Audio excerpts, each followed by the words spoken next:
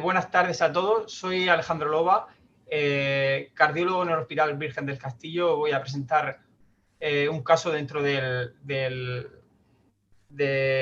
curso de esta tarde que se titula Síncope y palpitaciones para no olvidar.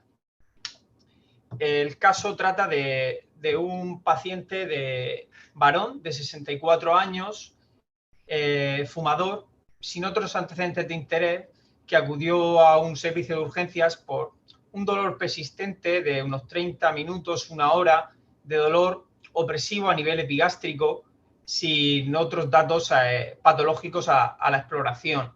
El paciente, durante la anamnesis, también refirió que 24 horas previas a consultar había presentado un episodio similar de epigastralgia, palpitaciones, que a continuación le produjo una pérdida de conocimiento transitoria. Ante este caso, me gustaría, un poco, aparte de la exploración física que os comento que fue normal, no presentaba ningún soplo, ninguna alteración en el resto de aparatos y sistemas, ¿cuál sería pues una de las primeras actitudes que tomaríais con este paciente? Ante un paciente que acude a urgencias con este dolor persistente, ¿qué os sugiere?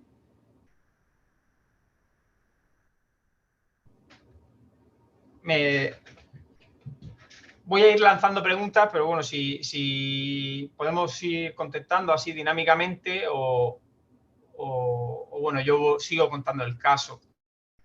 Es importante que el dolor a nivel epigástrico, aunque no es a nivel torácico, es importante que siempre lo tengamos en cuenta dentro del diagnóstico diferencial del síndrome coronario agudo, sobre todo si no hay un abdomen patológico o ninguna exploración a nivel abdominal que nos sugiera una patología aguda a ese nivel.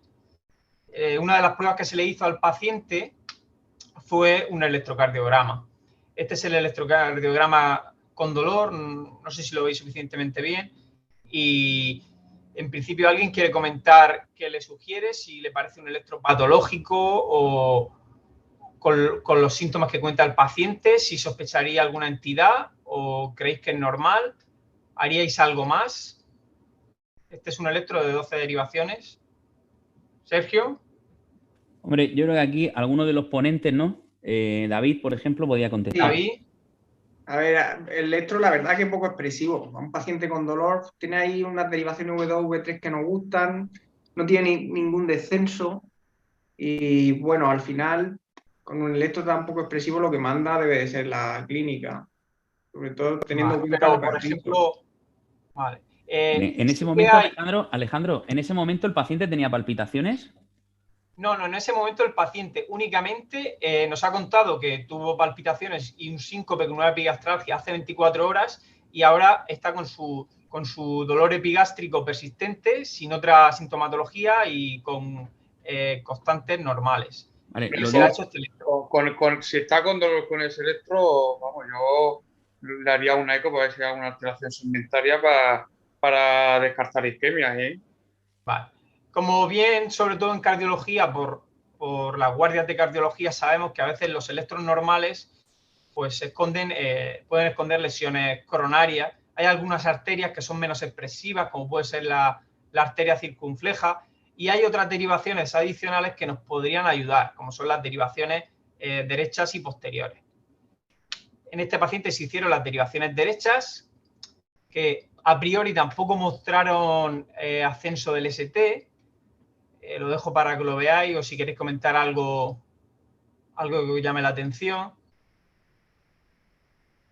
Y las derivaciones posteriores, que bueno, aquí parece un poco la T negativa, pero luego no hay una clara elevación, ¿no? Y el paciente sigue con la epigastralgia.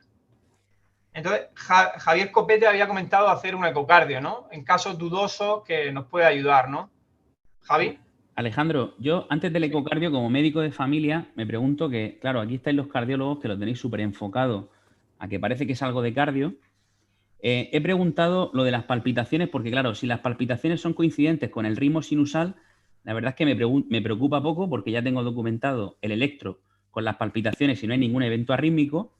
Y por otro lado, la epigastralgia, que yo más veo en mi consulta como médico de familia, pues no tiene nada que ver con un infarto o alguna historia de la que sospecho que me vas a contar. O sea que a lo mejor la epigastralgia... Sí, no, yo he intentado resaltar que el paciente pues tiene un dolor que hay que tenerlo en cuenta como un equivalente anginoso, o sea, un equivalente del dolor torácico clásico, y que es un paciente que no tiene ninguna anomalía a la exploración abdominal, y dentro del diagnóstico diferencial se debería considerar la angina o el síndrome coronario agudo. O sea que no parece una úlcera, no parece una pancreatitis. No, en principio no parece... hay, es simplemente una epigastralgia, y además ha tenido algo que yo creo que es relevante, que ha sido un síncope precedido de palpitaciones, ¿no? Que también es, dentro de los síncopes, pues orienta más a un origen cardiogénico o al menos a tener en cuenta, y menos neuromediado o vasovagal.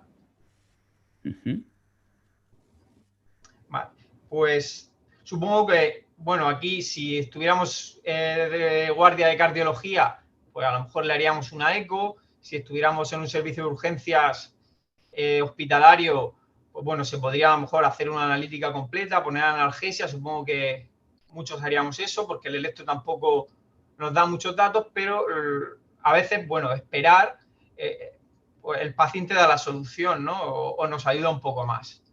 Y estando en urgencias, el paciente repite esas palpitaciones y ese síncope que tuvo hace 24 horas. Y antes de, bueno, durante el proceso, pues se realiza un electro que muestra un ritmo sinusal de QRS estrecho que alterna con un QRS ancho, una taquicardia de QRS ancho, rápida, casi a 300. ¿Alguien, Ginés? ¿Qué te parece la taquicardia? Inés Elvira, no sé si está. Es que creo que no ha llegado, Alejandro. ¿Alguien no sé si alguien de atención primaria o alguien de cardio quiere, qué le sugiere la taquicardia? ¿Si es ventricular o supraventricular? ¿Cuál sería uno de los datos que nos ayuda a clasificarla rápidamente?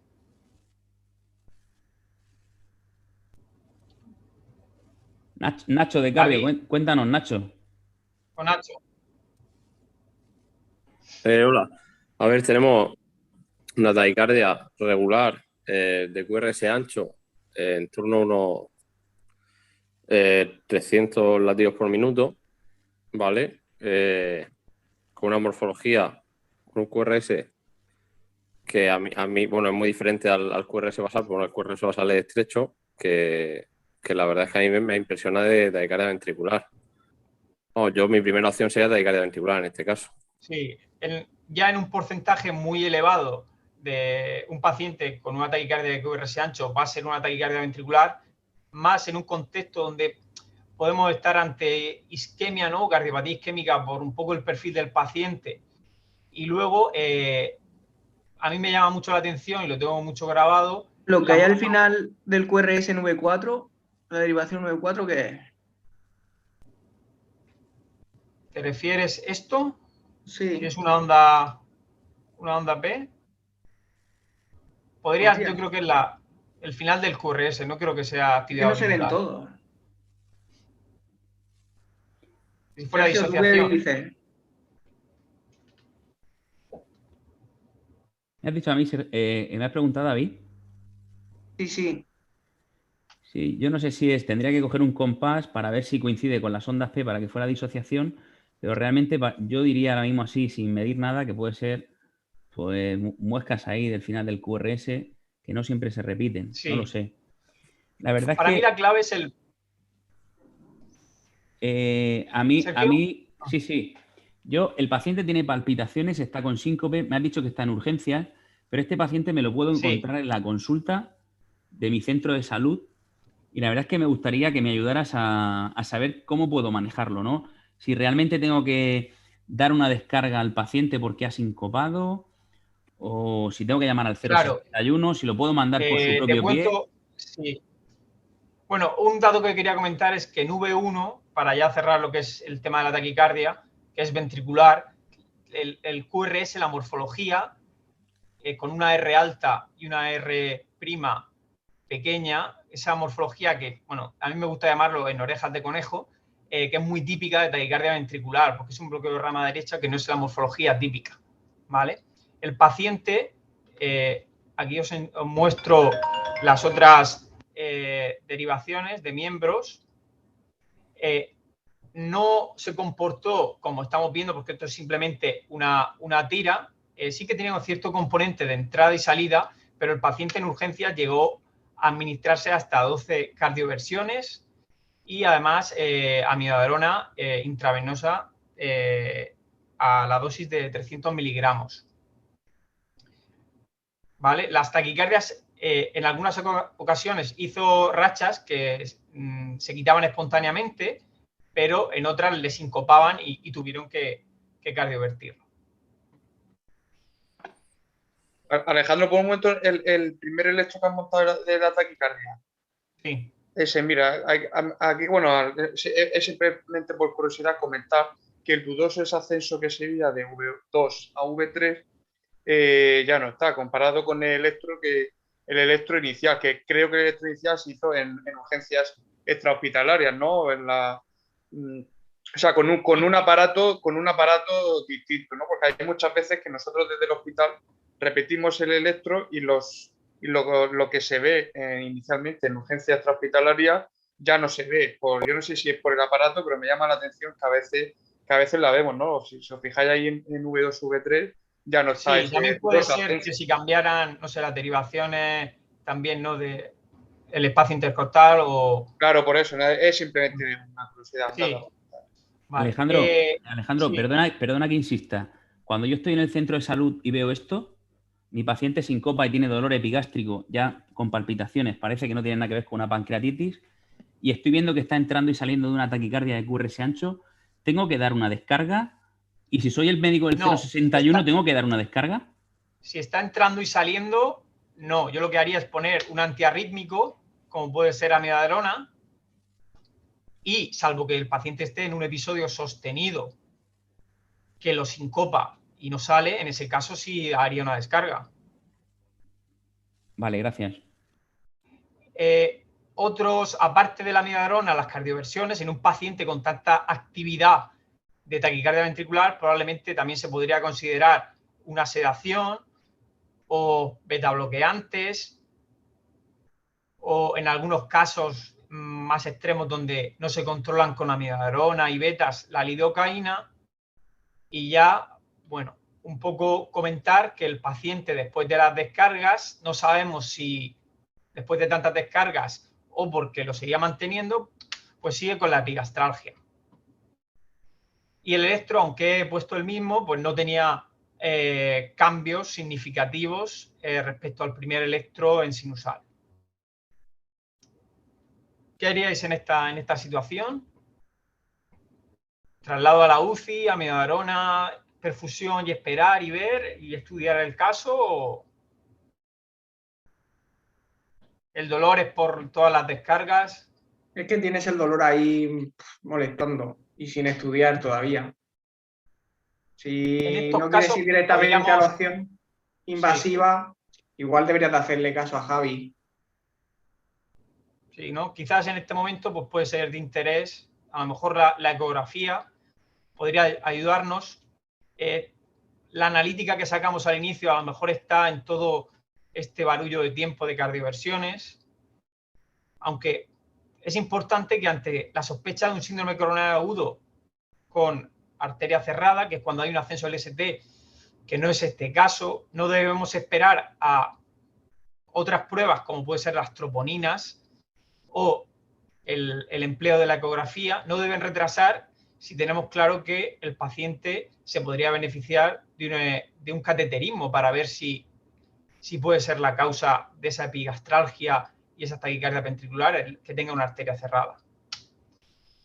Entonces, pues bueno, eso es lo que reconocen las guías, ¿no? de práctica clínica, que la coronariografía urgente y la revascularización, en caso de que sea necesario, podría estar indicado en pacientes con taquicardia ventricular recurrente cuando la isquemia no pueda ser descartada por la pues digamos, por las pruebas que tenemos disponibles.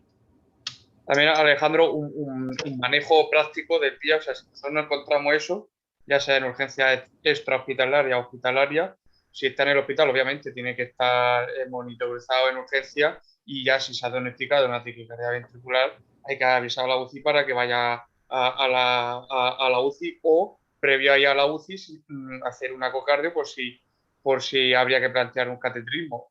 Y si está en un hospital que no tiene UCI, o esto se ve en urgencias extrahospitalarias, en un SAO, en el centro de salud, pues vamos, lo que yo haría es llamar al 112, al 061, para que viniese una UME y lo llevase a un hospital que tuviese UCI. Sí, estoy de acuerdo, pero así lo más complejo que veo, con estos datos, Javi, ¿tú indicarías un cateterismo?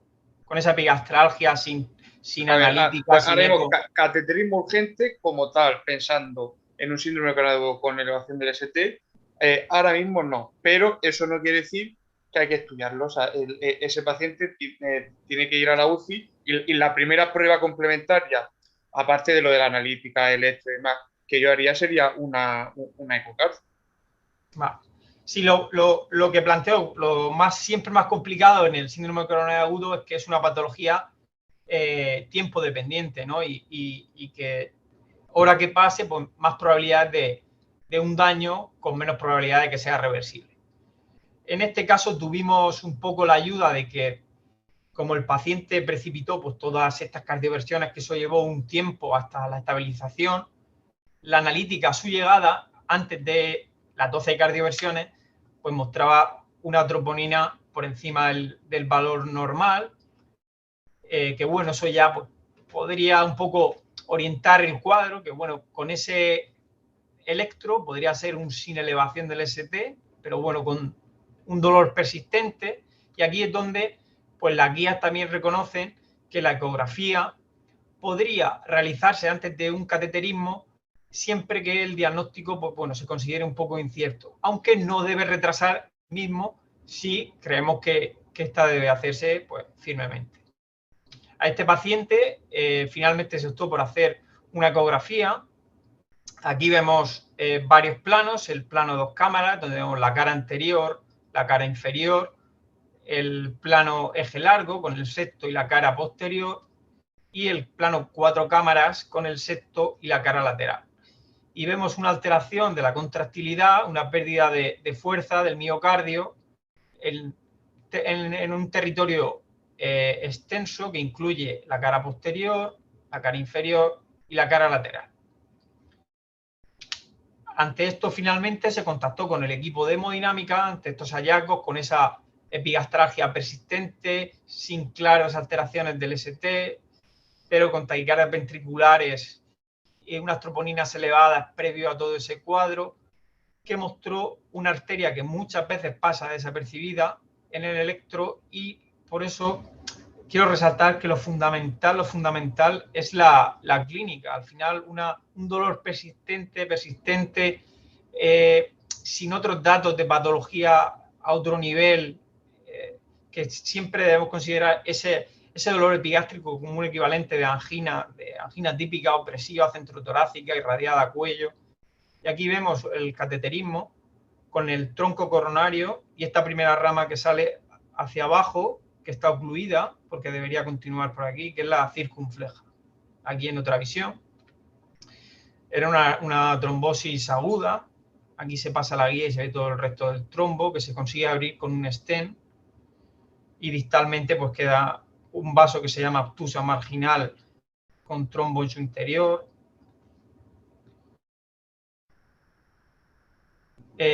A nivel del resto de los vasos coronarios, el paciente tenía en la coronaria derecha, en la parte más distal, una lesión significativa, y en un ramo de la de anterior, que es la diagonal, también una lesión significativa que no se trataron por considerarse vasos menores.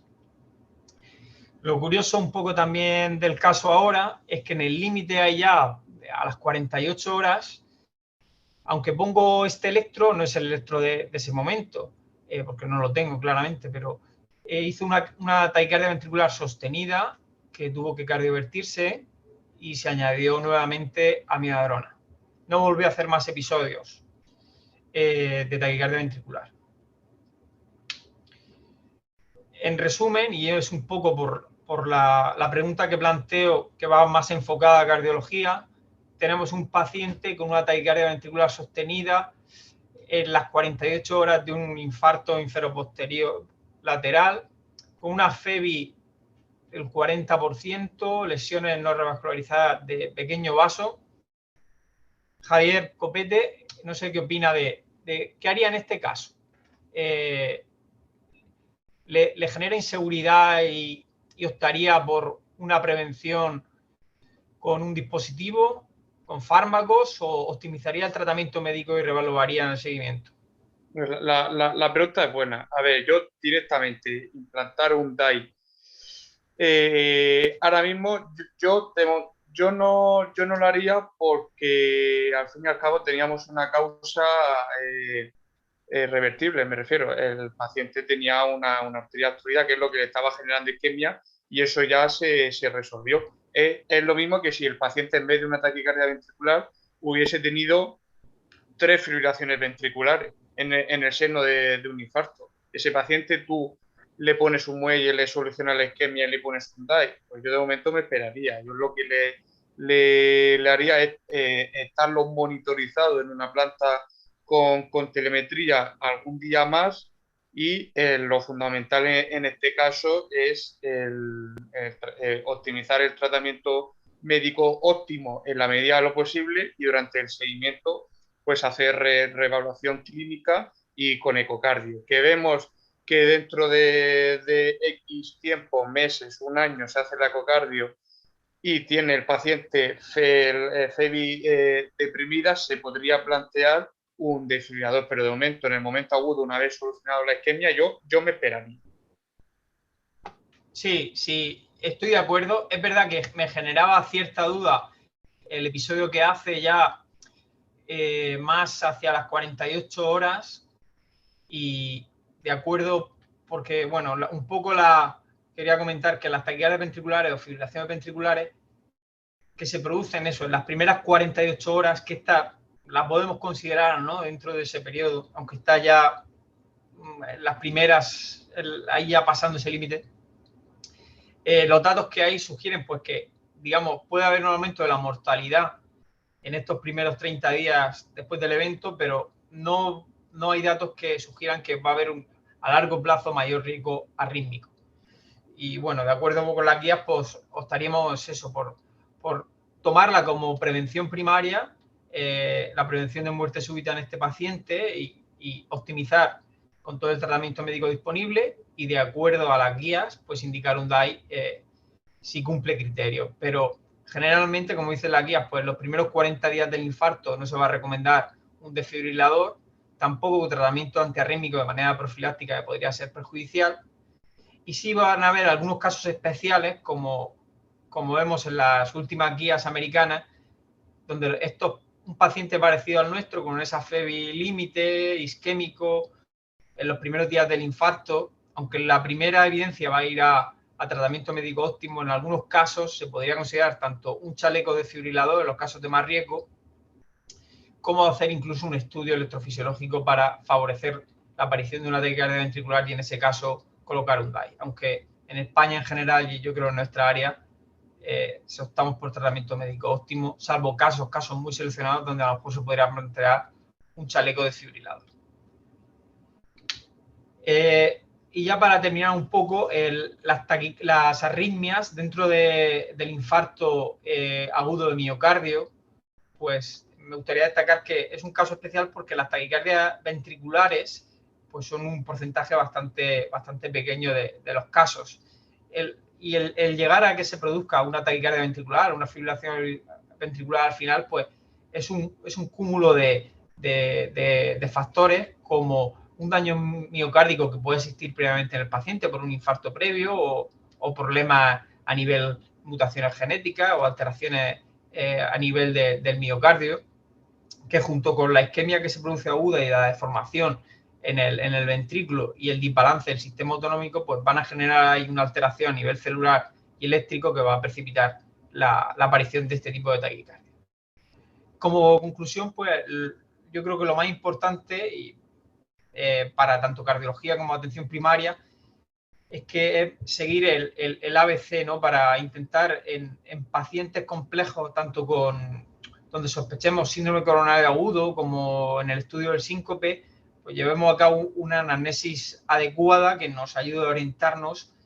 Y me gusta a mí, que soy muy fan de la eco, que cada vez se va utilizando más, incluso colocando en la descripción de la exploración física, pues que cada vez va tomando más papel y nos está ayudando a muchas especialidades a tomar decisiones anticipadas, sobre todo en enfermedades graves que nos pueden venir muy bien anticipando, evitando pruebas no necesarias y aplicando tratamientos pues antes, gracias a la ecografía, que es una prueba no invasiva y vamos, que yo creo que es futuro para todas las especialidades. Muchas gracias.